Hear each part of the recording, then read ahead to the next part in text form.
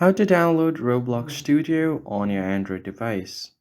The very first thing you have to do is open up your Google Play Store. So if you want to create games or create a new experience, Roblox Studio will help you do that. So to do that, tap on the search bar at the bottom. And on the top, you can just tap on it to search for Roblox Studio and then hit enter.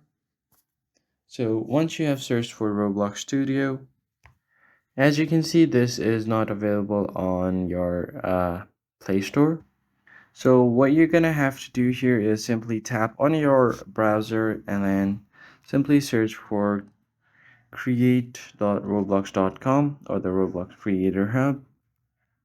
And then from here, you're gonna have to create a shortcut. So tap on the top right corner, make sure you're logged in first. And then from here, you're gonna have to create a shortcut. So click on add to home screen and then click on add and now click on add.